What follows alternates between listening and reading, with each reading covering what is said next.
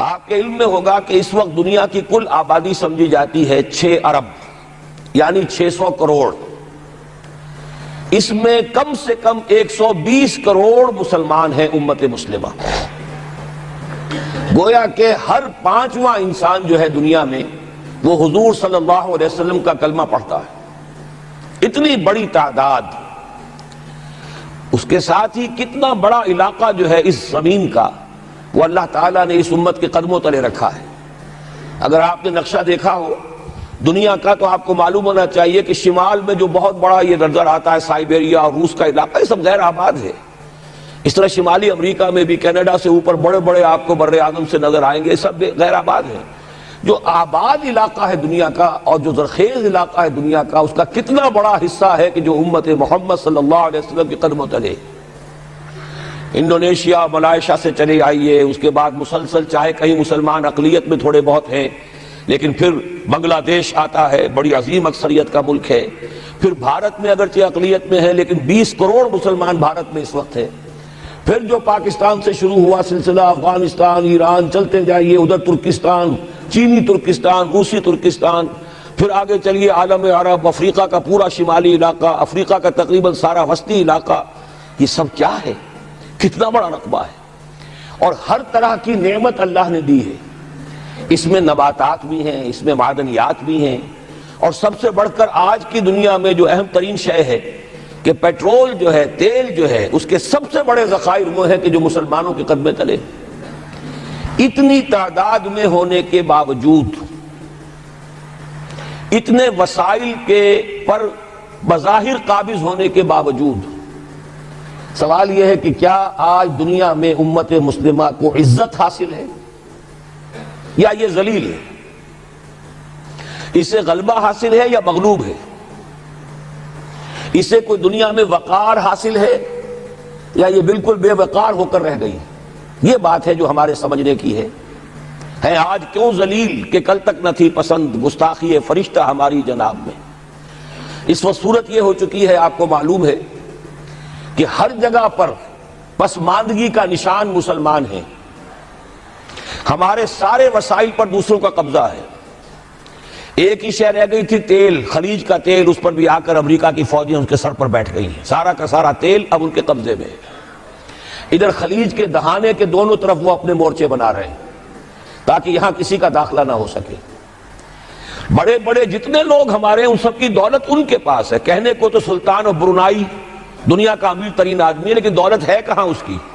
Invested تو وہی ہے، اسی کے بینکوں میں ہے، انہی کی کمپنیوں میں ہے. کسی کے پاس کچھ نہیں ہے. سعودی عرب کے کوئی ڈالر دے تو کہاں ہے؟ جیسے شہنشاہ ایران کا جو اثاثہ تھا، سرمایہ تھا، جو سارا کا سارا انہوں نے جو ہے وہ فریز کر لیا. تو یہ دولت تو ساری وہی ہے. کہنے کو ہے کہ آپ کے اکاؤنٹ میں اتنا روپیہ ہے لیکن سوال یہ ہے کہ وہ اکاؤنٹ پھر واقعی کس کے قبضے میں؟ پھر آپ کو معلوم ہے کس طریقے سے مسلمانوں کے ساتھ سلوک ہو رہا ہے. ہر جگہ پر جہاں چاہیں جس طرح چاہیں انہیں ستا لیں. اور ان میں بھی سب سے بڑھ کر جو بات میں آپ سے کہوں گا، آج دنیا میں جتنے بڑے پیمانے پر محمد عربی صلی اللہ علیہ وسلم کی توہین و تذلیل ہوئی ہے پوری انسانی تاریخ میں نہیں ہوئی. رشدی نے کتاب لکھی، بدترین حملے کیے. کیا رنگیلا رسول کتاب تھی جو لکھی تھی کسی ہندو نے، جس کو کہ ایک مسلمان نے پھر خنجر گھونپ کر اور ہلاک کر دیا تھا. وہ تو کچھ بھی نہیں تھی. اس کتاب کو رنگیلا رسول کو 100 سے ضرب دیجئے تو یہ کتاب بنتی ہے سیٹنک ورسز، اور وہ ملینز نہیں بلینز کی تعداد میں شائع ہوئی. اس کے خلاف احتجاج اگر کسی نے کیا ہے تو ان کے اوپر جوتے پڑے ہیں، ان پر ڈنڈے پڑے. پوری مغربی دنیا اس کے پیچھے آ گئی ہے، سپورٹ کیا ہے. لے دے کے ایک ملک نکلا ایران، اس نے کم سے کم یہ کہ اس کے قتل کا فتویٰ تو دیا، لیکن کیا کرے، قتل کرنے کی تو نوبت نہیں آئی. پورا عالم عیسائیت اس کی پشت پر ہے، اس کی مدد کر رہا ہے. یہ اتنی بڑی توہین محمد رسول اللہ صلی اللہ علیہ وسلم کی اور آپ کی ازواج مطہرات کی، اور یہ بظاہر ایک ایسے شخص کے ہاتھوں جس کا نام مسلمانوں کا سا ہے، اس کا اتنا بڑے پیمانے پر ہونا. اور پھر یہ کہ مسلمان 120 کروڑ ہونے کے باوجود کچھ نہیں کر سکتے. میں وہ چیزیں نہیں گنوانا چاہتا کہ 15 لاکھ جو ہیں وہ ہمارے افغان بھائی جو ہیں انہوں نے جانیں دی. فائدہ کس کو پہنچا؟ تاحال امریکہ کو، کہ اس کی جو مد مقابل قوت تھی USSR وہ ختم ہو گئی. اسی طریقے سے جو کچھ کشمیر میں ہو رہا ہے، ہماری بے حمیتی بے غیرتی کا عالم یہ ہے، ہم کچھ اندر خانے تھوڑی بہت کو مدد کر کے سمجھتے ہیں کہ ہم نے فرض ادا کر دیا، جبکہ فرض تو یہ ہونا چاہیے تھا کہ ہم براہ راست اعلان کرتے اور انڈیا کو الٹیمیٹم دیتے کہ سٹاپ دس بزنس، یا یہ کہ پھر ہم سے جنگ ہے۔ جنگ کا نتیجہ تو پھر اللہ جس کو چاہے دے گا۔ اگر انسان اللہ تعالیٰ پر اعتماد رکھتا ہو، توکل رکھتا ہو، اپنے موقف کی حقانیت پر بھی اسے یقین ہو، تو کم من فیۃ قلیلۃ غلبت فیۃ کثیرۃ، تاریخ میں ہمیشہ ہوتا آیا ہے کہ چھوٹی قوتیں جو ہیں ان کو غلبہ اللہ نے عطا کیا ہے بڑی قوتوں پر۔ لیکن بے غیرتی کا عالم یہ ہے، بے حمیتی کا عالم یہ ہے، زبانی کلامی ہم سے بڑا ہمدرد کوئی نہیں مسلمانان کشمیر کا، جس لیڈر کو دیکھو بڑھ چڑھ کر بیان دے گا، لیکن عملاً ہم کیا کر رہے ہیں؟ یہ ساری صورتحال جو میں نے آپ کو بتائی ہے، ویسے تو اب یہ کہ اگر اس میں ایک خاکہ سا میں نے آپ کے سامنے رکھا ہے، اس میں رنگ بھروں تو ظاہر ہے کہ یہ پورا گھنٹہ اسی میں لگ جائے گا، لیکن جو اس کا اصل لب لباب ہے وہ یہ ہے کہ ہم اپنی جگہ بڑے خوش ہیں کہ ہم امت مرحوم ہیں، ہم تو امت محمد ہیں صلی اللہ علیہ وسلم، ہم تو اللہ کے پیارے ہیں، ہم اللہ کے لاڈلے ہیں، ہمیں اللہ کی شفاعت، ہمیں اللہ کے رسول کی شفاعت بھی ملے گی، جنت تو گویا کہ ہمارا پیدائشی مقام ہے۔ یہ سارے جو بھی ہمارے ذہنوں کے اندر ہے خیالات، اور یہ جو ہمارے من گھڑت عقائد ہیں، آپ سوچئے کہ جب ہم جو آبجیکٹیو کنڈیشنز ہیں، گیون کنڈیشنز ہیں، جو سامنے کے حالات ہیں، ان سے جب تقابل کرتے تو معاملہ بہت مختلف ہے۔ یہ کیوں ہے؟ اصل میں سوال جب تک آپ اپنے سامنے نہیں رکھیں گے، اس کا جواب جو ہے اب اس پر غور کیجئے، کیوں ہے؟ کیا اللہ تعالیٰ کو محمد الرسول اللہ کی عزت و حرمت پیاری نہیں ہے؟ کیا محمد الرسول اللہ اللہ کے پیارے نہیں ہیں، حبیب رب العالمین نہیں ہیں؟ کیا اللہ تعالیٰ کو کفار سے زیادہ محبت ہے؟ کیا وجہ ہے؟ رحمتیں ہیں تیری اغیار کے کاشانوں پر، اور برف گرتی ہے تو بیچارے مسلمانوں پر۔ سائنس میں وہ آگے ہیں، مالیات پر ان کا شکنجہ کسا ہوا ہے پوری دنیا پر، تہذیب ان کی ہے، تمدن ان کا ہے، ہم تو ان کے کیمپ فالوورز ہیں، نقش قدم پر چل رہے ہیں، ہم تو ان کی صرف یہ کہ نقالی کر رہے ہیں۔ تو سوچئے وجہ کیا ہے؟ کیا اللہ کو کفر زیادہ پسند ہے اسلام سے؟ کیا اللہ کو محمد الرسول اللہ صلی اللہ علیہ وسلم کی عزت و حرمت کا کوئی خیال نہیں؟ سوچنے کی بات ہے۔ ظاہر بات ہے کہ ان سوالات کا جواب تو ہاں میں آپ نہیں دے سکتے، یقیناً ایسا نہیں ہے۔ بہرحال وہ کافر ہیں، وہ اللہ کو نہیں مانتے، اللہ کے رسول کو نہیں مانتے۔ چلیے اللہ کو کسی نام سے مان لیا، گاڈ کہہ دیا، لیکن اللہ کے رسول کو تو نہیں مانتے۔ ایمان کا سارا دار و مدار تو رسالت پر ہے، اللہ کے اس کلام کو تو نہیں مانتے، اور اس کے باوجود ان کے لیے عزت ہے۔ رحمتیں ہیں تیری اغیار کے کاشانوں پر، برف گرتی ہے تو بیچارے مسلمانوں پر۔ یہ ایک لمحہ فکریہ ہے، یہ سوچنے کی بات ہے کہ ایسا کیوں ہے۔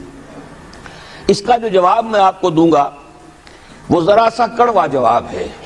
نوارا تلخ ترمیزن چو ذوق نغمہ کمیابی، بات کہنی پڑتی ہے جب تک کہ کڑوی بات کہی نہ جائے، حقائق کو دیکھنے کی جرت پیدا نہ کی جائے، مواجہہ نہ کیا جائے، فیکٹس کو فیس نہ کیا جائے، اس وقت تک بات صحیح نہیں ہوگی، اور نہ ہم صحیح تشخیص کر سکیں گے، نہ صحیح تجویز کی طرف ہمارا ذہن منتقل ہوگا۔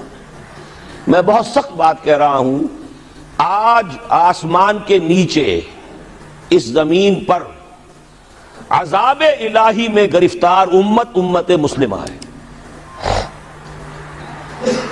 بالفعل آج ہم امت مرحومہ نہیں ہیں، رحمت والی امت نہیں ہے، امت معذبہ ہے۔ آج ہم پر اللہ کا عذاب ہے۔ وہ کیوں ہے؟ دیکھیے اللہ کا قانون یہ ہے، اور یہ اللہ کی سنت ہے، میں نے اپنی ایک کتاب میں اس پر مفصل بہت مضمون لکھا ہے، قرآن کا قانون عذاب۔ ایک عذاب تو آیا کرتا تھا ان قوموں پر جن کی طرف اللہ رسول بھیجتا تھا، اِنَّا أَرْسَلْنَا نُوحًا إِلَىٰ قَوْمِهِ، اگر رسول کی بات مان لی تو قوم کے لیے بہت خوشحالی ہے، مبارکباد ہے، اللہ کی رحمتوں کے سائے ہیں، اور نہیں مانی تو بربادی ہے، تباہی ہے، خاتمہ ہے۔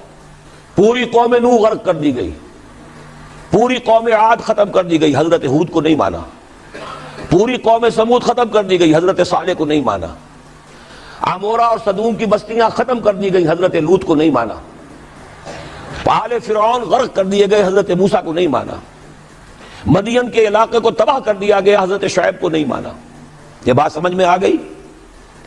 لیکن جب سے نبوت اور رسالت کا سلسلہ ختم ہوا، اس قسم کا عذاب اب دنیا میں نہیں آ سکتا۔ وَمَا كُنَّا مُعَذِّبِينَ حَتَّى نَبْعَثَ رَسُولًا، ایسا عذاب ہم نہیں بھیجتے رہے جب تک کہ رسول کو نہ بھیج دیں۔ رسول آ گیا، اس نے حق کو بیان کر دیا، بات کو کھول کھول کر مبرہن کر دیا، ہر چیز واضح کر دی، کوئی مغالطے کا امکان نہ رہا۔ جاء الحق وزهق الباطل، ہر شے جو ہے دودھ کا دودھ پانی کا پانی جدا ہو گیا۔ اب بھی جس نے نہیں مانا تو معلوم ہوا اس میں کوئی خیر نہیں ہے، اب خیر کا فقدان ہے۔ تو اس قوم کو جیسے کہ آپ باغ کے اندر جھاڑو دے کر جب بھی کوئی آندھی چلے تو پتے گرے ہوئے ہوتے ہیں، ان پتوں کو ایک جگہ جمع کر کے دیاسلائی دکھا دیتے ہیں تاکہ یہ پتے جو ہیں یہاں پر بدزیبی کا ذریعہ نہ بنے، تو پوری قوم ہلاک، کأن لم یغنوا فیہا، ایسے ہو گئے جیسے تھے ہی نہیں۔ یہ عذاب اب نہیں آئے گا، اس لیے کہ آخری نبی، آخری رسول محمد الرسول اللہ صلی اللہ علیہ وسلم۔ اب آج جو عذاب آتا ہے، دیکھیے کافروں کے لیے عذاب اصل میں آخرت میں ہے، دار العذاب دار الجزا وہ تو آخرت ہے، یہ تو دار الامتحان ہے۔ اب جو عذاب آتا ہے وہ اس قوم پر جو ہو تو حامل کتاب الہی، شریعت خدا بندی کی کسٹوڈین، اللہ کے رسول کی نام لیوا، اس کے ساتھ عشق کا دعویٰ کرنے والی، عمل اس کے برعکس ہو۔ حالانکہ اللہ نے اگر اسے وہ مقام دیا، اللہ نے اس کی طرف رسول بھیجا اور اسے رسول کے امتی بننے کا شرف عطا کیا، اسے اپنا کلام دیا، کتاب دی، اسے اپنی شریعت دی، تو کس لیے دی؟ تاکہ اس پر خود بھی عمل کریں، اسے دوسروں تک بھی پہنچائیں۔ وہ گویا کہ اس روئے ارضی پر وہ امت، وہ قوم اللہ کی نمائندہ قوم ہوتی ہے، ریپرزنٹیٹو ہوتی ہے۔ اے انسانوں، ہمارے پاس ہے تمہارے خالق اور مالک اور پروردگار کا قانون، ہمارے پاس ہے اس کی ہدایت، ہمارے پاس ہے اس کی کتاب، ہمارے پاس ہے اس کے رسول کا اسوہ، آؤ ہماری طرف، ہمیں جانچو، ہمیں پرکھو، ہمیں دیکھو، ہم واقعتاً اسی کتاب کے مطابق چل رہے ہیں نا؟ دیکھ لو ہم جو کہتے ہیں وہی کرتے ہیں نا؟ وہی بات تو نہیں ہے کہ لما تقولون ما لا تفعلون، کبر مقتا عند اللہ ان تقولوا ما لا تفعلون۔ آؤ دیکھو ہم نے اس کتاب کے مطابق، اللہ کی ہدایت کے مطابق کیسا اچھا معاشرہ بنایا ہے، کیسا انصاف ہے، کیسا امن ہے، کیسا بھائی چارہ ہے، کیسی اخوت ہے۔ آؤ دیکھو ہمارے ہاں تقسیم دولت کا نظام کتنا صحیح ہے۔ ایسا نہیں ہے کہ کوئی جو ہے اسے دولت کی بدہضمی ہو رہی ہو اور کوئی وہ ہے کہ جو بھوکا مر رہا ہو، ایسا نہیں ہے۔ دیکھو ہمارے ہاں انسانی شرافت، انسانی عزت، انسانی پریسٹیج اور انسانی حقوق بہتر سے بہتر شکل میں موجود ہیں، حریت ہے، آزادی اظہار رائے ہے، سب کچھ ہے۔ یہ کام اگر وہ امت کرے تو اس سے زیادہ خوش نصیب کوئی نہیں۔ پھر دنیا میں اس کو غلبہ ہوگا، دنیا کی خلافت اس کو دی جائے گی، دنیا کی امامت اس کو دی جائے گی، دنیا کی قیادت اس کو دی جائے گی۔ جیسے کبھی اقبال نے کہا تھا کہ سبق پھر پڑھ شجاعت کا، عدالت کا، صداقت کا، لیا جائے گا تجھ سے کام دنیا کی امامت کا۔ لیکن پھر وہی سبق پڑھنا پڑے گا جو صحابہ کرام نے پڑھا تھا۔ جب صحابہ کرام نے وہ سبق پڑھا تھا تو دنیا کی امامت اللہ نے ان کو عطا کی تھی کہ نہیں کی تھی؟ اگر تو اس کے مطابق عمل ہے تو ان سے زیادہ اللہ کو محبوب کوئی نہیں، اور اگر طرز عمل برعکس ہو جائے، کہیں کچھ اور کریں کچھ اور، کہیں یہ کہ قرآن پر ہمارا ایمان ہے اور اس کے قانون کو نافذ نہ کریں، کہیں یہ کہ ہماری تو محبوب ترین شخصیت محمد ہیں اور ان کی سنت کے اوپر عمل نہ کریں صلی اللہ علیہ وسلم، قرآن نے جس شے کو حرام کیا ہے اس پر اس کا استعمال کر رہے ہوں، اگر طرز عمل یہ ہو اور یہ طرز عمل اس حد کو پہنچ جائے کہ دنیا تانے دے یہ مسلمان، کہاں اسلام دنیا میں ہمیں دکھاؤ، کہاں اسلام؟ یہ مسلمان کیا اسلام پر کاربند ہیں؟ جارج برنارڈ شاہ نے کہا تھا کہ میں جب قرآن پڑھتا ہوں تو محسوس کرتا ہوں اس سے بہتر کتاب کوئی ممکن نہیں، لیکن جب مسلمانوں کو دیکھتا ہوں تو محسوس کرتا ہوں ان سے زیادہ ذلیل قوم دنیا میں کوئی نہیں۔ یہ کنٹراسٹ ہے جو ہم اپنے وجود سے پیش کر رہے ہیں۔ کیا اس کی وجہ سے لوگ اسلام کی طرف راغب ہوں گے یا اسلام سے متنفر ہوں گے؟ کیا ہمارا منہ ہوتا ہے ہم باہر جاتے ہیں؟ اسی لیے ہم تو تبلیغ، میں تو کم سے کم وہاں جا کر جو مسلمان کھوئی ہوئی بھیڑیں ہیں امت محمد صلی اللہ علیہ وسلم کی، انہی کو ریکلیم کرنے کی کوشش کرتا ہوں، جیسے کہ حضرت مسیح نے کہا تھا میں تو بنی اسرائیل کے گھرانے کی کھوئی ہوئی بھیڑوں کی تلاش میں آیا ہوں۔ میرا منہ نہیں ہے کہ میں وہاں کسی امریکن سے بات کروں، وہ یہ کہے گا تم اپنا گھر تو سنوارو، فزیشین ہیل تھائی سیلف، تم ایک چھوٹا سا ملک نہیں چلا سکتے، تم نے اس کا بیڑا غرق کر کے رکھ دیا ہے، تم نے اسے کورٹ آف وارڈ بنوا دیا ہے آئی ایم ایف کا۔ ہاں یہاں تو گھڑی گھڑی جو ہے قرقمین آتے ہیں آئی ایم ایف کے اور ورلڈ بینک کے قرقی کرنے کے لیے، ہر روز ایک نئی قرقی ہو رہی ہے، ہر روز جو ہے آج پھر گاڑیوں کا کرایہ بڑھ رہا ہے، بجلی کا کرایہ بڑھ، قرقی ہو رہی ہے۔ عوام کے اندر جو بھی راستہ رہ گیا اسے بھی چوسنے کا اور کشید کرنے کے لیے، ایک حکومت کو گرا دو وہ تو بدنام کر دی گئی، دوسری حکومت لے آؤ اس کے ہاتھ میں کچھ کام کروا لو، وہ بدنام ہو جائیں گے تو ان کو بھی ہٹا دینا۔ ان کا کیا کھیل ہے؟ یہ کھیل کھیلتے رہیں گے اور اس میں یہ ہے کہ اپنی قرقیاں کرتے چلے جاؤ۔ یہ حال، اب کیا میرا منہ ہے کہ میں جا کر وہاں بات کروں؟ تم اپنے گھر کو دیکھو، تم اپنے ملک کو دیکھو، ایک وہ ہے جنہیں تصویر بنا آتی ہے، ایک تم ہو کہ لیے اپنی بھی صورت کو بگاڑ۔ ایک ہی ساتھ تم آزاد ہوئے تھے، ہندو بھی تھے کہ نہیں تھے؟ انہوں نے اس ملک کو بنایا ہے، اپنی معیشت کو، اپنی اکانومی کو اپنی بنیادوں پر، اپنے پاؤں پر، اپنے پیروں پر کھڑا کیا ہے۔ آج جو ہے وہ ایک منی سپر پاور بن چکا ہے، اور وہ کہ ڈرتا تھا پاکستان دو طرف سے ہمیں جو ہے قابو میں کر لے گا۔ پہلے تقریباً 20 برس جو ہے ہندوستان کے، بھارت کے کانپتے ہوئے گزرے ہیں پاکستان سے، اب 30 برس سے جو صورتحال ہے وہ آپ کو معلوم ہے۔ تو صورت یہ ہے کہ جب کوئی قوم جو امت مسلمہ ہو یہ طرز عمل اختیار کرتی ہے تو عذاب اس پر آتا ہے۔ بڑی کڑوی بات ہے، آج عذاب کفار پر نہیں آ رہا، وہ تو اللہ تعالیٰ ان سے آخرت میں نبٹ لے گا، اور آخرت تو ہے ہمیشہ کی، بڑا سو عذاب تو وہی کا ہے۔ وَلَعَذَابُ الْآخِرَةِ أَكْبَرُ لَوْ كَانُوا يَعْلَمُونَ۔ دنیا میں کفار پر عذاب آتا تھا جب کوئی رسول بھیج دیا جائے، اب رسول آئے گا نہیں، لیکن اب دنیا میں جو عذاب آتا ہے وہ مسلمان امت پر آتا ہے۔